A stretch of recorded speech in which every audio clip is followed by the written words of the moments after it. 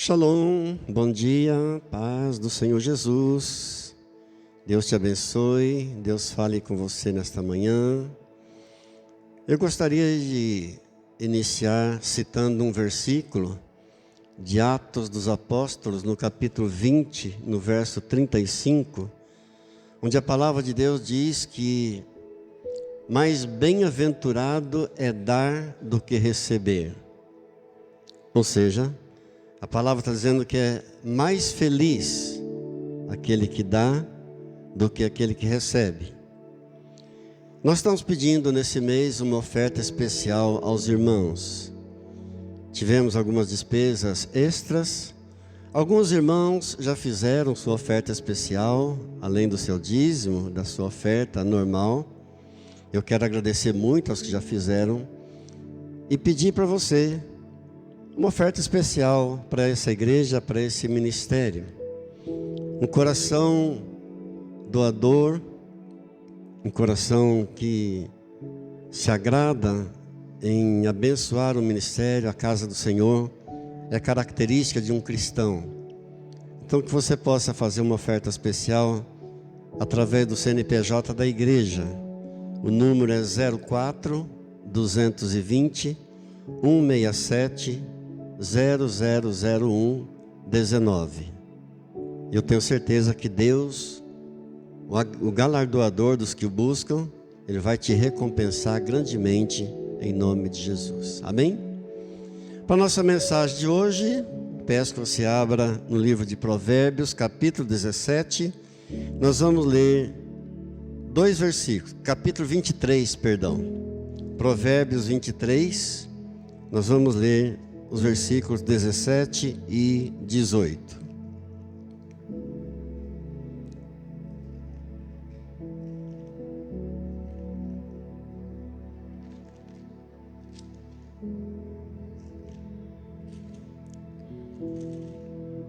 Provérbios 23,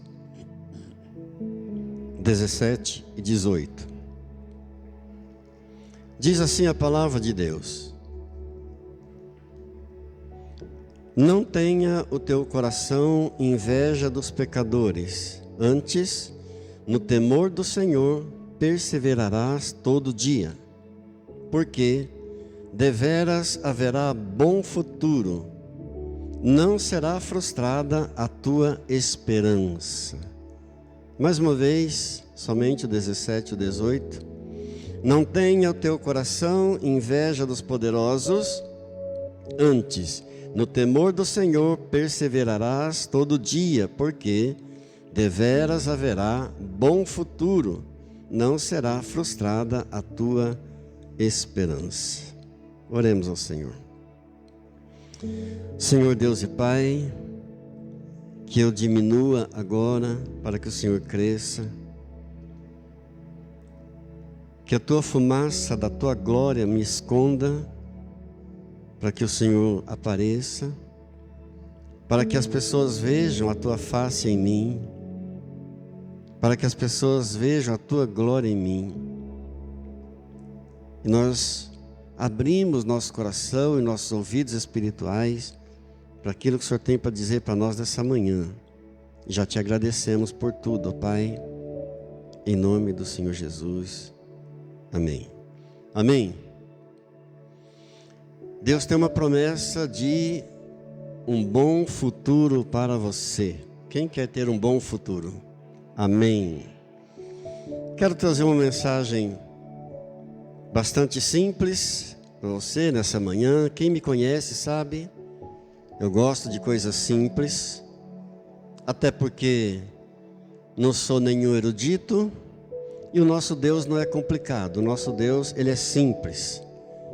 Mas mesmo sendo uma mensagem bastante simples, eu peço, como sempre, o carinho da sua atenção, o máximo da sua atenção, porque Deus pode falar com você através dessa mensagem, em nome de Jesus. Amém?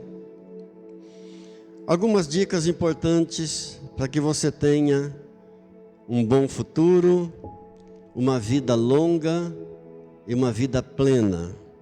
Na verdade, o que esses 2 versículos que você leu comigo estão dizendo, uma promessa de Deus para uma vida longa e uma vida plena. Primeira coisa, tenha a convicção de que você é um propósito de Deus. Às vezes as pessoas perguntam, será que Deus tem propósito para mim? Não é que Deus tem propósito para você, você já é um propósito de Deus. Você está aqui porque você é um propósito de Deus. Eu estou aqui, estamos respirando, estamos de pé, porque nós somos um propósito de Deus. Então tenha essa convicção. Amém, queridos? Jesus não veio aqui nesse mundo e sofreu e morreu, foi crucificado e foi sepultado só para salvar você. Ele não veio a esse mundo, sofreu tanto, morreu na cruz, foi sepultado só para livrar você do inferno. Não, isso é muito pouco. Ele está trabalhando em você, dentro de você, para que você tenha uma vida longa, para que você tenha uma vida plena, para que você tenha um futuro bom. Diga obrigado, Jesus. Só que isso não acontece num prazo rápido. Isso não acontece em uma semana. É um processo. Diga, é um processo. É um trabalhar de Deus. É uma obra de Deus. Então nós estamos em obra. Eu estou em obra, você está em obra. E uma obra, você sabe o que acontece numa obra. As coisas ficam meio desarrumadas, para que finalmente tudo esteja no lugar, para que finalmente tudo esteja bem. Então você está também nesse processo e nessa obra. Diga, eu estou numa obra. E em obra, queridos, você precisa aprender a cooperar com Deus. Diga, eu preciso aprender a cooperar com Deus. É importante, é fundamental. Nós precisamos aprender a cooperar com o nosso Deus. E a primeira coisa, então, você já ouviu o que eu vou dizer. Me perdoe se eu estiver sendo repetitivo, mas eu aprendi que a repetição é a base do aprendizado. O que eu vou dizer, certamente, você já ouviu em outras ministrações, outras vezes que eu já falei aqui. Primeira coisa, mantenha o teu coração livre de pessoas. Mantenha teu coração livre de qualquer pessoa. Isso fala de perdão. Isso fala de perdoar. Teu coração precisa estar livre. Livre de qualquer sentimento de ódio, de mágoa, de ressentimento. Perdoa. Perdoa hoje. Não deixe para perdoar amanhã. Amanhã pode ser tarde. Deixa teu coração livre. E aqui eu abro um parênteses para dizer que muitas pessoas pensam que perdoar significa morar junto. Muitos pensam que perdoar significa conviver todos os dias com a pessoa. Não.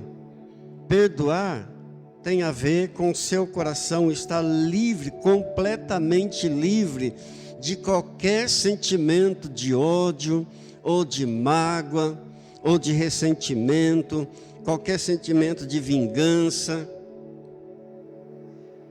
Perdão não tem a ver com a outra pessoa. O perdão tem a ver com você. É você que tem que cuidar do teu coração, para manter teu coração sempre limpinho, em relação a qualquer pessoa, qualquer uma. Amém, queridos? Perdoar é você não sentir nada contra qualquer pessoa. Aí teu coração vai estar livre, sem qualquer resquício de ódio, de mágoa, de ressentimento. Pastor, mas a pessoa não quer saber.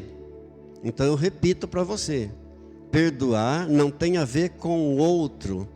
Perdoar tem a ver com você. A Bíblia diz em Provérbios, capítulo 4, verso 23. Sobre tudo o que se deve guardar, guarda o teu coração, porque dele procedem as fontes da vida. Sobre tudo, sobre todas as coisas que se deve guardar, guarda o teu coração, porque é dele que procedem as fontes da vida. E a comparação mais forte que eu já ouvi até hoje em relação a perdão, a analogia mais forte que eu já ouvi sobre não perdoar, é que quem não perdoa é como se carregasse aquela pessoa nas costas, cada dia da vida. E se a pessoa já morreu, aí é pior ainda, é como se a pessoa que não perdoa carregasse aquele cadáver todos os dias nas costas. Se de repente você está num dia tão feliz, você está tão alegre, está tudo bem com você, aí quando vem aquela pessoa na lembrança, você sente que está com aquele cadáver nas costas. Você está numa festa, num ambiente, você está em família, está tudo bem. Quando você lembra daquele fato, daquela situação, daquele episódio terrível, daquela pessoa que te magoou, que te feriu, você sente como se estivesse carregando aquela pessoa com você. Aquilo estraga o seu dia, estraga seu momento, aquilo rouba a tua alegria. Pastor, mas a pessoa já morreu. Não tem a ver com a outra pessoa. Perdoar tem a ver com você. Quem está entendendo? Diga glória a Deus. A pessoa já morreu, mas você não. Você vai continuar sofrendo? Então, em primeiro lugar, tenha isso na tua mente. Mantenha teu coração livre de qualquer pessoa. Eu gostaria de orar um pouco com você sobre isso. Se você deseja, ore comigo. Pai, em nome de Jesus, faz uma obra nova no meu coração. Remova, Senhor, todo e qualquer resquício de sentimento, de ódio, de mágoa, de ressentimento, de vingança. Pai, em nome de Jesus, eu libero e abençoo todos que me feriram, me magoaram, ó Deus, que me traíram, que me causaram tantos males. Eu libero essas vidas, Pai, em nome de Jesus, porque o Senhor deseja que eu tenha um bom futuro. O Senhor quer dar para mim uma vida longa, uma vida plena. Independente, Senhor, deles, eu os perdoo em nome do Senhor Jesus. Em nome de Jesus. Amém. Amém. Glória a Deus. Diga glória a Deus. Não tenha o teu coração inveja dos pecadores, antes, no temor do Senhor, perseverarás todo dia. Você leu comigo Provérbios 23, 17 e 18. O que o pregador está dizendo com essa palavra? O que Salomão está dizendo para nós aqui? Que existe algo que pode nos atrapalhar a termos um bom futuro. Existe algo que pode nos atrapalhar a termos uma vida cheia de esperança, cheia de alegria, um bom futuro, uma vida longa, uma vida plena. E o que é isso que pode nos atrapalhar a termos essa vida longa e plena? O segredo aqui, queridos, está dizendo que é perseverar o dia todo, perseverar o tempo todo. Não tenha o teu coração inveja dos pecadores. Antes, no temor do Senhor, perseverarás todo dia. O segredo é perseverar todo dia. para que eu tenha um bom futuro, eu não posso ter inveja dos pecadores. É isso que ele está dizendo para nós. Para que eu não tenha inveja dos pecadores, o segredo é perseverar no temor do Senhor todos os dias. Diga, perseverar no temor do Senhor todos os dias. Por quê? Qual é a visão do profeta aqui? Qual é a expectativa? Aí está o porquê do Salmo 73 dizer que um justo que sofre olhando a prosperidade do ímpio. O tema do Salmo 73 é esse: um justo sofrendo porque está olhando para a prosperidade do ímpio. Maldita comparação essa. A pessoa está dizendo: mas eu sou justo, eu temo a Deus, eu sou fiel a Deus, e estou sofrendo, continuo sofrendo. O ímpio escarnece, o ímpio zomba, a sua riqueza aumenta, e eu sofrendo. Queridos, quando o crente começa a comparar a sua vida com a vida do ímpio, 4 coisas podem acontecer. Não compare a tua vida com a vida do ímpio, porque quatro coisas podem acontecer. E a primeira delas é a murmuração. E a murmuração é um pecado terrível. Deus não aceita a murmuração.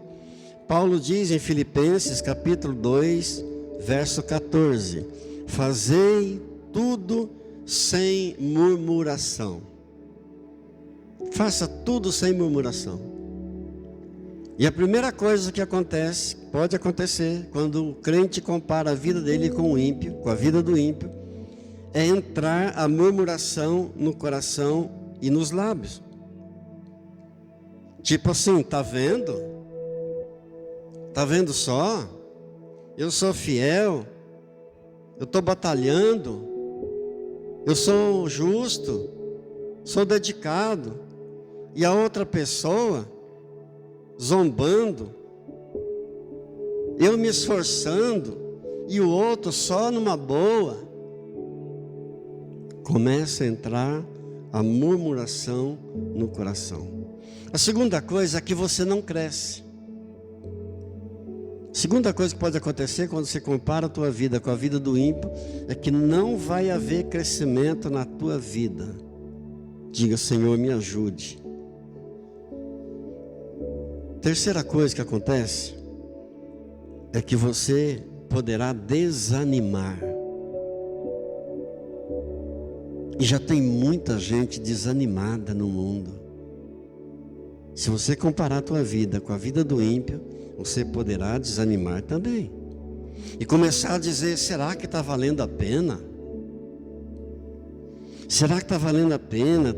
Tantos anos servindo, sendo fiel, enfrentando tanta luta, enfrentando guerras, situações difíceis. Você poderá desanimar. E a quarta coisa que acontece quando você compara a tua vida com a vida do ímpio, e essa é a mais grave de todas, é o que diz no Salmo 73, no versículo 2, quase me resvalaram os pés. Sabe o que significa isso? Quase que eu desviei da fé. O salmista está dizendo: enquanto eu estava comparando a minha vida com a vida do ímpio, quase me resvalaram os pés. Isso fala de desviar da fé. Ah, por que eu vou continuar? Não está compensando, não está valendo a pena, só vejo luta. Por que eu vou continuar se não está valendo a pena? Isso é muito perigoso. É muito perigoso. Porque é mais difícil aquele que desviou do caminho voltar ao caminho do que aquele que nunca esteve no caminho entrar para o caminho. O que desvia da fé, é possível voltar sim, não é impossível. Mas é muito mais difícil que Deus tenha misericórdia. Então, para que não haja murmuração na minha boca, na tua boca, para que nós possamos continuar crescendo, não parar de crescer, para que nós não venhamos a desanimar, e para que nossos pés não venham a se desviar dos caminhos do Senhor, o segredo a receita é, no temor do Senhor, perseverarás todo dia. Isso é a essência. Isso é o cerne. Isso é o principal, isso é a ideia principal. Isso não significa apenas obedecer um monte de regras. Não. Isso não quer dizer obedecer uma porção de regras. Isso significa, indica algo que está interiorizado. Isso fala de algo que está internalizado, está embutido em nós. Perseverar no temor do Senhor todo dia tem que estar incrustado dentro de nós, na alma. Isso faz parte do meu ser, tem que fazer parte do meu ser, tem que estar embutido em mim. Essa chama, esse desejo de perseverar no temor do Senhor todo dia. E por falar em temor, há uma ideia errônea a respeito de temor. Muitos pensam que temor é medo. Não, temor do Senhor não tem nada a ver com medo.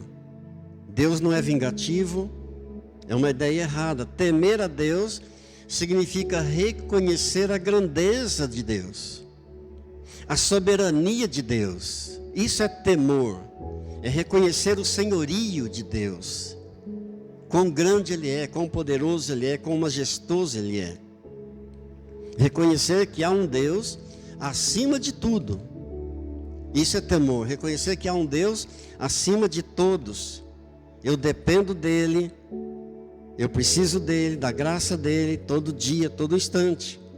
Então o resumo de temer a Deus é obedecer a Deus. Sinônimo, melhor dizendo.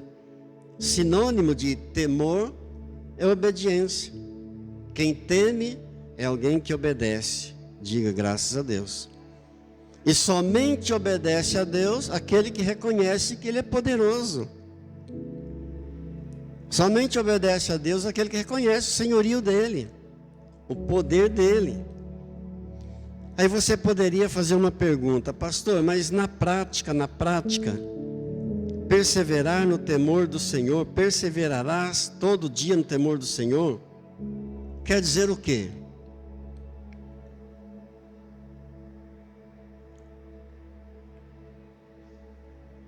Então eu vou dar umas dicas, para que você tenha um bom futuro, para que você possa crescer, para que você não seja um murmurador, para que seus pés não se desviem, para que você tenha uma vida plena, para que você tenha uma vida longa.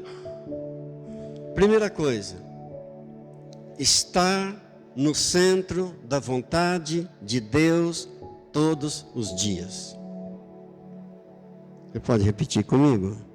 Estar no centro da vontade de Deus todos os dias.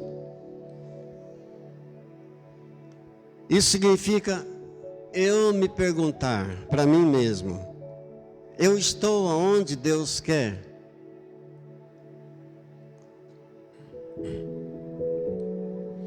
Eu estou fazendo aquilo que Deus quer que eu faça? Isso vale tanto em relação à vida pessoal, à vida familiar, ao reino de Deus. Eu estou onde Deus quer?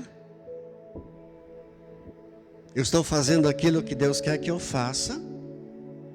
Tanto na vida familiar, na vida pessoal, no reino de Deus. Às vezes a pessoa diz: olha, eu vou mudar tudo, eu vou para outro lugar, vou fazer outra coisa, porque eu vou ganhar mais. Só porque vai ganhar mais? Você já perguntou: será que é a vontade de Deus? Porque a Bíblia diz no Evangelho de Marcos, capítulo 8, verso 36, de que vale o homem ganhar o mundo inteiro e perder a sua alma. E se lá para o lugar que eu estou indo para ganhar mais for uma porta para o inferno? Mas de que adianta o homem ganhar o mundo inteiro se vier a perder a sua alma? Segunda dica: desviar-se do mal todos os dias, para que você não seja um murmurador, para que você possa crescer nessa vida, para que você não venha se desanimar, para que você não venha desviar os seus pés, para que você tenha uma vida longa, para que você tenha uma vida plena. Você precisa desviar do mal todos os dias. Lembram de Jó? A Bíblia diz que Jó era um homem íntegro, reto, temente a Deus e se desviava do mal. Amém? É preciso desviar do mal todo dia. Onde está o mal? O mal está ali? Desvia. O mal está aqui? Desvia. Desviar do mal todos os dias. Aonde eu ando? Com quem eu ando? Desviar do mal. Tem o mal por perto? Desvia. Primeira dica, então, estar no centro da vontade de Deus. Segunda dica, desviar-se do mal. Terceira, não viver no pecado todos os dias. Como assim, pastor? Eu vou esclarecer para você.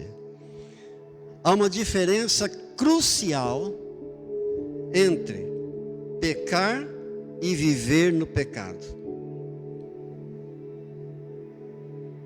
Há pessoas com muitos anos vivendo dentro da igreja, mas vivendo no pecado. Há uma diferença enorme entre pecar e viver no pecado. O pecado para o crente tem que ser um acidente. Pecar para o crente deve ser um acidente. Significa, não viver no pecado significa levar uma vida íntegra, para que tenha uma vida longa. Eu vou ler um versículo do Evangelho de João. Gostaria que você ouvisse com muito carinho essa palavra. João capítulo 9, verso 31.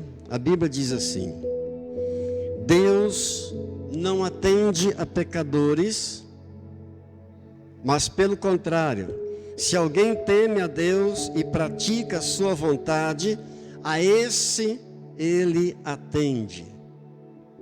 Deus não atende a pecadores, mas se alguém, pelo contrário, teme a Deus e pratica a sua vontade, a este Ele atende. Mas pastor, não entendi. A Bíblia não diz que todos nós somos pecadores? E João 9,31 está dizendo que Deus não atende a pecadores?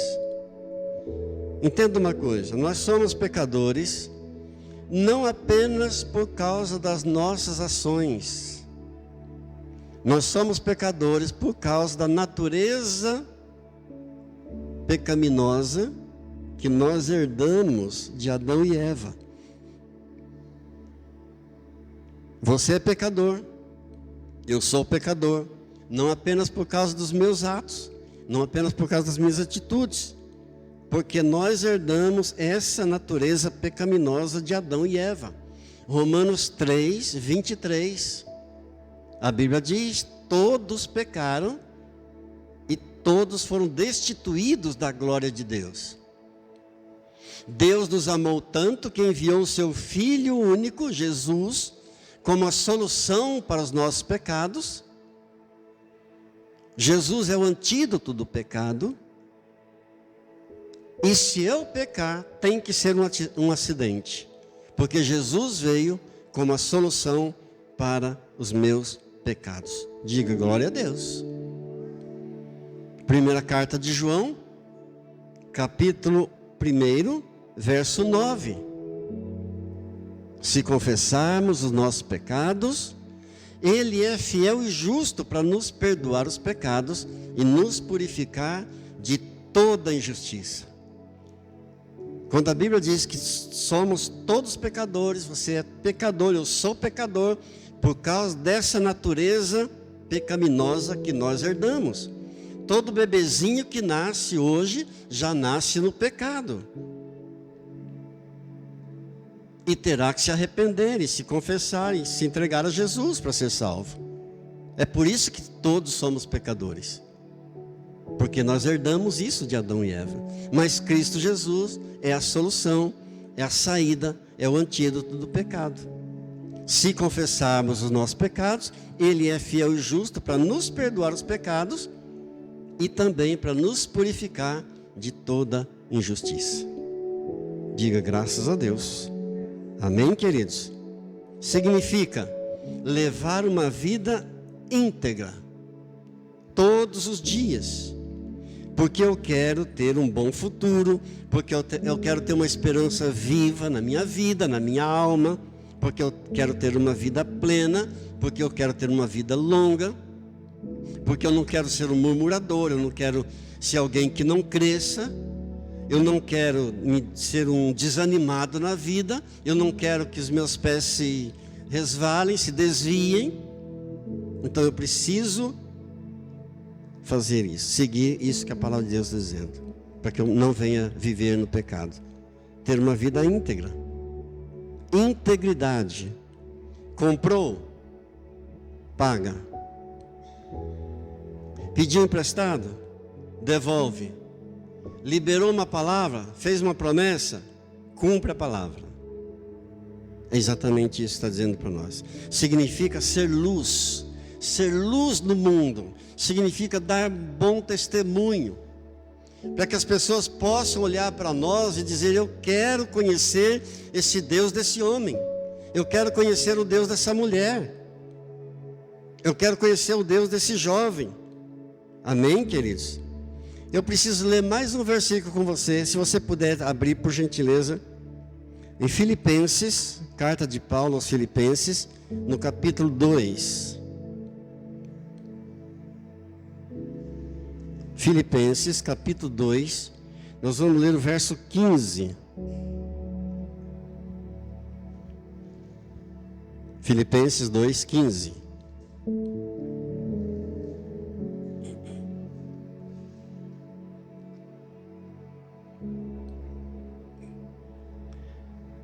Para que vos torneis irrepreensíveis e sinceros, filhos de Deus, inculpáveis no meio de uma geração pervertida e corrupta, na qual resplandeceis como luzeiros no mundo.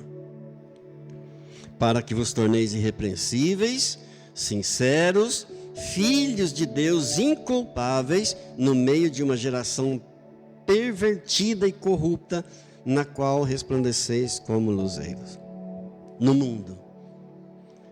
Uma pergunta que eu sempre faço a mim mesmo: o que é que falta acontecer para Jesus voltar no mundo?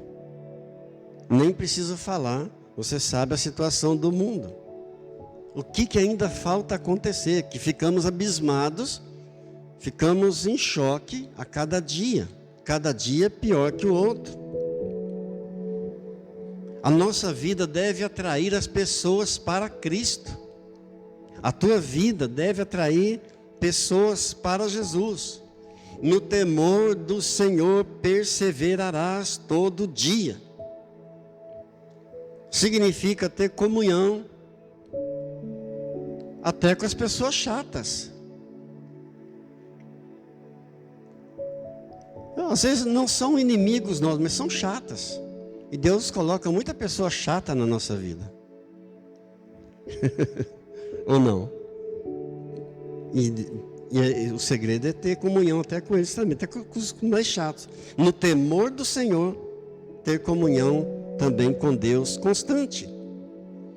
É ruim para o diabo se você for cheio da graça, cheio do Espírito Santo, obedecendo a esse direcionamento todo que a palavra de Deus traz para nós. Amém, queridos? O diabo não vai ter como. Se a pessoa você fizer como Daniel e eu fizer como Daniel, a Bíblia diz que Daniel 3 vezes ao dia se prostrava de joelhos em adoração a Deus. Não orava esporadicamente. Ele orava 3 vezes todos os dias. Capítulo 6 de Daniel diz que ele governava 40 cidades, todas longe umas das outras. Ele não tinha nem um fusquinha. 40 cidades ele governava. Num tempo que não havia internet, nem televisão, nem avião, nem carro, nem telefone. Mas ele tinha responsabilidade. A Bíblia diz, ele buscava a Deus como antes, 3 vezes ao dia, mesmo antes dele ter sido colocado como governador de 40 províncias, de 40 cidades.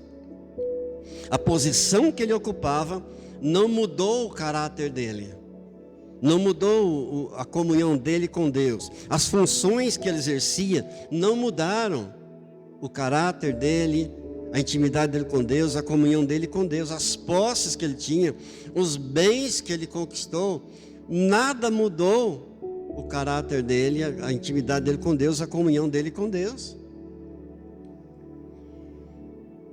Nós temos um grupo de pastores que toda quinta-feira abre mão das suas agendas, dos seus compromissos, para estarmos reunidos, desde manhã até um meio-dia, orando uns pelos outros, trocando experiências, tomando um café juntos, uma mesa de comunhão, e tem sido uma bênção.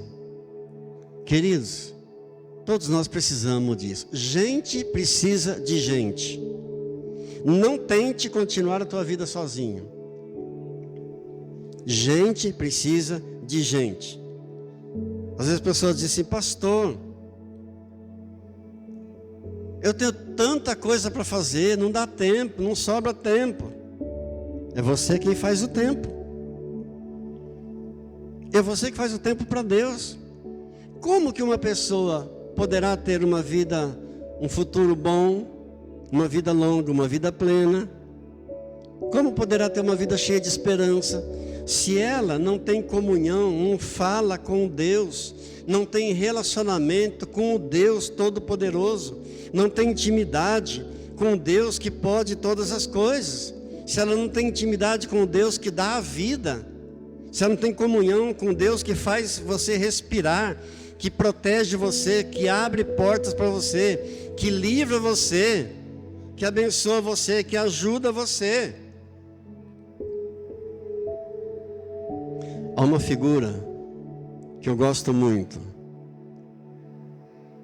É um desenho com umas frases. Então tem a figura de um jovem e embaixo está escrito assim: cedo demais para buscar a Deus. Depois tem a figura dele, o desenho dele já mais adulto. Embaixo a palavra é muito ocupado para buscar a Deus. E finalmente tem o desenho, a figura dele no caixão. E a frase é: tarde demais para buscar a Deus. Diga: Deus, me ajuda a ter tempo de comunhão com o Senhor, de intimidade, de relacionamento, porque o Senhor é o Deus que tudo pode, o Senhor é o Deus que dá vida, o Senhor é o Deus que me faz respirar, o Senhor é o Deus que me protege, o Senhor é o Deus que abre portas para mim, o Senhor é o Deus que me livra, o Senhor é o Deus que me ajuda Eu te amo, Jesus. Fica comigo, Senhor. Querido, já tem gente demais no mundo sem tempo para Deus.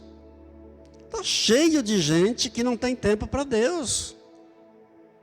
Não sou eu que vou engrossar essa fila, não, nem você. Diga amém. O povo de Deus está sem tempo para falar com o seu Deus. Por isso há tanta frieza espiritual. Por isso há tanta gente envolvida com heresias, com crendices. O véu já foi rasgado. Já podemos entrar na presença do Deus vivo. Com ousadia, com intrepidez, com coragem. Pelo doce e vivo caminho, Cristo Jesus. Ele abriu o caminho para isso, para que você pudesse entrar na sala do trono. Diga graças a Deus. O véu já foi rasgado. O problema é que nós temos uma maneira só de falar com Deus. Qual é? A oração. Deus tem várias formas de falar conosco. Deus fala conosco através dos servos. Deus fala conosco através dos profetas. Deus fala conosco até através do ímpio. Deus fala conosco através da criação, das coisas que Ele criou. Deus fala conosco através das circunstâncias. Deus cria circunstâncias para falar conosco. Se for preciso nos parar para falar conosco, Ele vai nos parar. Então Deus fala conosco de várias formas. Mas nós temos uma forma só de falar com Deus. É através da oração. Diga, Senhor, me ajude.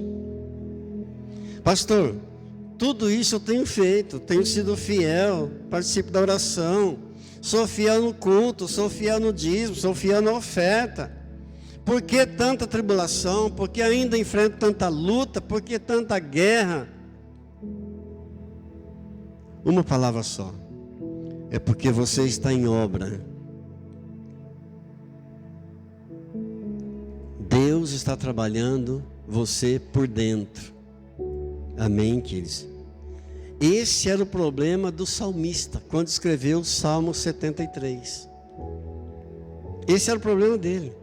Ele diz assim no verso 13: com efeito, inutilmente conservei puro o coração e lavei as mãos na inocência. Ou seja, está dizendo o seguinte: eu não quero mais. Não quero mais saber. Com efeito, inutilmente conservei puro o meu coração. Ele está dizendo, foi tudo em vão eu ter conservado o meu coração puro. Foi inútil. Não quero saber mais. Lavei a minha mão na inocência. Aí no 14 ele diz assim: pois de contínuo sou afligido e cada manhã sou castigado. Em outras palavras, ele está dizendo o que muita gente diz hoje: o que adianta eu me esforçar para Deus, me dedicar? Sou afligido todo dia, sou castigado. De que adianta eu permanecer fiel? Não está valendo a pena. Esse era o problema do salmista. Exatamente isso. Aí o Salmo 73 diz: até que entrei no santuário de Deus, até que eu fui na casa de Deus, e atinei com o fim dos ímpios. Até que eu procurei a Deus, até que eu voltei para Deus, até que eu entrei na casa de Deus e entendi o final dos ímpios qual será. Amém, queridos? Digo, glória a Deus. Então tem muita gente hoje sofrendo, passando o pior momento, e às vezes até debochando de Deus, debochando de nós. Por isso o profeta Isaías diz no capítulo 55, no verso 8, porque Deus falando através do profeta Isaías, né? Porque os meus pensamentos não são os vossos pensamentos, nem os vossos caminhos, os meus caminhos, diz o Senhor. Queridos, às vezes Deus usa as coisas que nós não gostamos. Entenda isso. Às vezes Deus usa até uma coisa que você não gosta para o teu próprio bem. É fundamental entender isso. Romanos 8, 28 diz o quê? Todas as coisas, não apenas algumas, todas as coisas cooperam para o bem daqueles que amam a Deus. Então, de repente, Deus pode estar usando alguma coisa que não te agrada, que você não gosta, mas é para o teu bem. Amém? E quando Ele faz isso, é porque Ele está forjando você, é porque Ele está estruturando você. É para o teu bem. Todas as coisas cooperam para o bem daqueles que amam a Deus. É para que você tenha um bom futuro, para que você veja o bom futuro que Ele tem reservado para você, para que você perceba que Ele quer para você uma vida longa, uma vida plena. Ele quer que você não seja mais um murmurador. Ele quer que você cresça. Ele não quer que você desanime. Ele não quer que seus pés se desviem. Eventualmente Ele pode usar alguma coisa que você não goste, mas é para o teu próprio bem, porque todas as coisas cooperam para o bem daqueles que amam a Deus. Pastor, mas mesmo assim, por que tanta luta?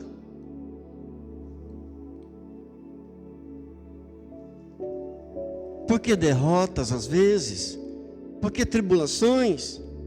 Amados, nós não fomos programados por Deus para prosseguir vivendo segundo a nossa vontade. Vou repetir.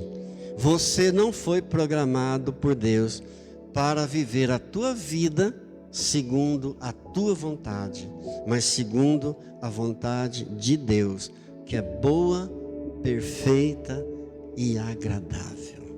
Diga glórias a Deus. Curve sua fronte, vamos ter um momento de oração, em nome de Jesus.